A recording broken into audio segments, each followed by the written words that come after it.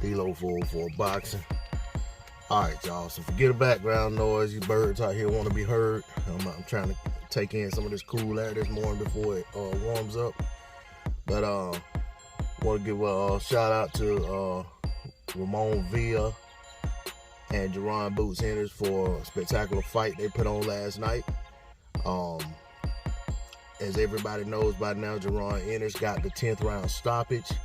Exceeded my expectation by a round because I picked him by 11th round stoppage. Spectacular performance nonetheless. In Jaron Ennis after his last outing versus Jaron, I was very critical of Jaron's performance. So I always try to be just as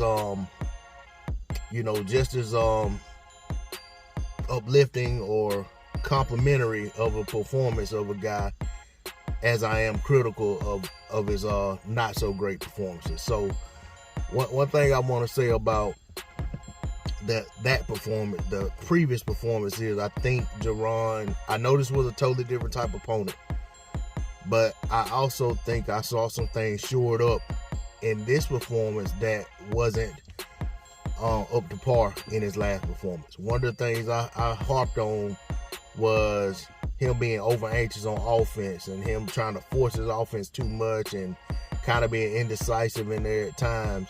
I didn't see much of that last night, if any of it last night. I felt like last night he fought at a controlled pace. I felt like he was very measured and calculating at what he did, what he done in the ring. Felt like he didn't push the issue too much. He fought within himself, took the openings that was there. He pushed the pace early on with his jab, got his jab established out of both stances. Villa was there to be hit, which we knew that coming in. We knew that Villa was not going to be hard to find. Like Jaron was, he was going to kind of be right there. And we also knew at times Villa was going to be the one doing the stalking. So we got a little bit of all of that. One thing that, I was chatting back and forth with Trey X.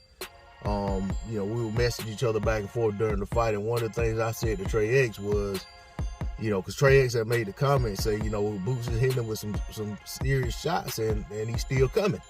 He's still coming, and he's still trying to walk Boots down in spots. And I said, one thing about a younger fighter, when a guy takes his best shot and keeps coming, he could either be unnerved or deterred, undeterred. He could be deterred, or either he could, adopt the mentality. Okay, he took one. Let's see if he can take 5. Let's see if he can take 10. Let's see if he can take 20. Let's see how many of those best shots he can take before, he starts to wilt. And I felt like last night Boots didn't get deterred or unnerved when Villa was able to take his best work and keep coming. I felt like that shows a sign of maturity. That shows a sign of ring intelligence and just basically overall class of a fighter. When what you're doing best is working, but it's not working to the extent that you're used to seeing it work, but you just continue to do it and fight within yourself and fight behind your strengths. I think that says a lot, especially for a young fighter. For me, I think the defense was very good last night. He got caught with some shots, but he was in a fight. And he was in a fight with a guy that was, a good class of fighter. He was, he didn't get caught, to me, he didn't get caught as much as he did in the Jaron fight, which I know a lot of people act like Boots didn't get caught in that fight, didn't get hit. All they want to talk about is the guy was running. But I felt like Boots' defense was better in this fight than it was in that fight. I felt like offensively, he fought a more offensively sound fight in this fight than in that fight. I feel like, Villa was the type of opponent that he needed coming off of that performance that he had to get back into the knockout column. That, like he said, started another knockout streak, and Villa was tough. But I knew, like I said, I knew that coming in. I knew Villa was going to be there to be hit, but I felt like he would hang around till about round 11. I felt like it would be a late stoppage, and we got it. We did get a 10th round stoppage. So, my expectation, like I said, it kind of played out like I expected. I expected him to get hit. I expected him to take the shots well. I expected him to push Boots at times, but I expected him to be outgunned just because Boots is on another level, talent-wise and skill-wise, and it showed in the fight.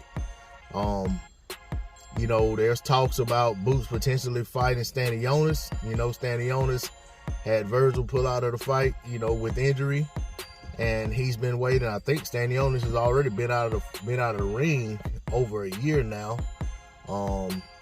So he's chomping at the bit to get a fight. Probably closer to 14 months or so he's been out of the ring. I'm not sure, but I'm pretty sure it's a year. He hasn't fought since he fought Butayev, who also hasn't fought since their last fight. So, you know, it'd be good to see. I would like to see Ennis against a guy like Butayev or Stanionis. I think both of those would be. I think both of those are a step up from Roiman Villa, to be honest. I say all the time, I know everybody wants to see Boots against the top guys who are tied up, but there's also a level of guys beneath those guys that Boots has yet to fight. And I think an opportunity against the guys the next tier up between where he is, or excuse me, where the guys are that he's been fighting, and the very top floor, which is Spence and Crawford. I think if he could get some fights with those guys and that tier just beneath, then I think that's really gonna give him an opportunity to shine, to really, you know, to stake his claim, and to really, you know, get a showcase fight that'll really catapult him to the next level, you know, in terms of notoriety, in terms of where he stands in the sport, and it'll really push the pressure and push the envelope for people to want to see him in against the very best if he's able to be successful in those type bouts. But that's all I got on it. D-Lo 404 Boxing. Like, share, comment, and subscribe. Once again, congratulations to Boots Ennis on a great win. Peace.